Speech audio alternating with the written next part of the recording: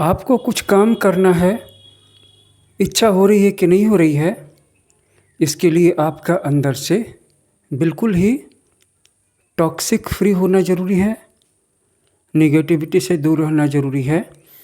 जब आप अपने लग्नेश और लग्न की स्थिति को देखते हैं तो पाते हैं कि आपको जनरली डेली लाइफ के डेली कोर के कार्यों को करने में उत्साह आता है या नहीं आता है, मन गिरा गिरा रहता है या मन काफ़ी उत्साह से भरा रहता है। पहली चीज़, इसका संबंध लग्न और लग्नेश से है।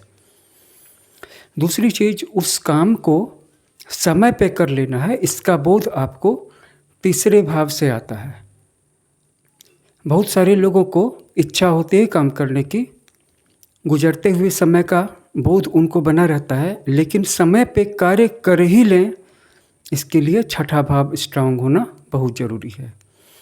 जिनका आठवां भाव स्ट्रांग होता है वो प्रेजेंट टाइम के कार्यों को करते हुए पास्ट टाइम में छूटे हुए कार्यों को भी पूरा कर सकते हैं। और जिनका 12वां भाव मजबूत होता है वो अपनी ज़िंदगी के अलावा दूसरों की ज़िंदगी के छूटे हुए कार्यों को भी पूरा करने में सहयोग कर सकते हैं। जिनका 11वां भाव और एकादशेश मजबूत होता है, ऐसे व्यक्ति अपने फ्यूचर के कार्यों को प्रेजेंट में कर लेते हैं।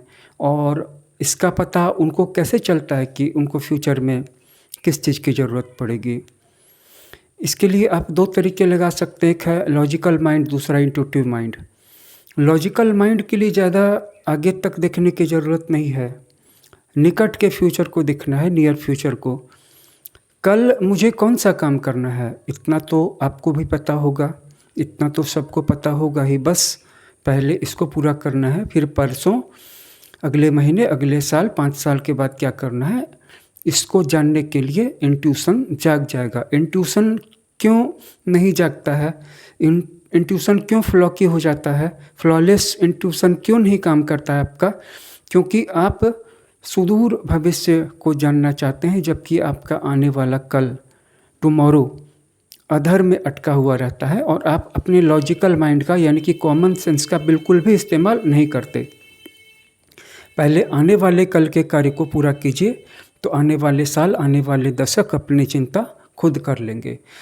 तो लग्न के ठीक होने से कार्य करने की इच्छा होती है, तीसरे भाव से समय का बोध बना रहता है कि मुझे कोई कार्य करने क्या फ़र्क पड़ता है, आज कर लूँ, अगले साल कर लूँ, क्या फ़र्क पड़ता है, दवा ही तो खानी है ना, आज खा लूँगा तो भी चलेगा, 1 साल बाद खा लूँगा तो भी चलेगा, अरे बुखार ही तो दूर करना है ना, तो ऐसे तो नहीं चलेगा ना। समय पे करना है, इसका ज्ञान तीसरे भाव से होता है और छठे भाव से कर ही लेना है, समय पे ही करना है और कर ही लेना है। अष्टम भाव से पास्ट में छूटे हुए कार्यों को भी पूरा करना है और प्रेजेंट में ऐसा नहीं हो कि पास्ट में छूटे हुए टास्क को पूरा करने के चक्कर में प्रेजेंट वाले टास्क को हम फ्यूचर जीवी बना दें। प्रेजेंट के साथ साथ पास्ट के छूटे हुए कार्यों को भी पूरा करना है। 11वें भाव से हमारे फ्यूचर का काम, जो आने वाले समय में जो हमारा टास्क बनेगा उसका पहले से ही पता करके उसको आज ही पूरा कर लेना है। और 12वां भाव मजबूत होगा तो अपनी ज़िंदगी के साथ साथ दूसरों की ज़िंदगी के कार्यों को भी, चाहे पास्ट के हों, प्रेजेंट के हों, फ्यूचर के हों, उनको पूरा कर लेने की शक्ति मिल जाती है। इस वीडियो में इतना ही। अपनी पूरी जन्म कुंडली की एनालिसिस करवाने के लिए आज ही हमारे व्हाट्सएप नंबर पर अपनी बर्थ डिटेल्स भेजें, अपनी हस्तरेखा के फ़ोटो भेजें तथा रत्न के बारे में भी उचित परामर्श पाएँ, क्योंकि यहाँ पर आपको सब कुछ मिलता है हाई रेजोल्यूशन का, हाई टेक और एडवांस इंटेलिजेंस का। Thanks for watching.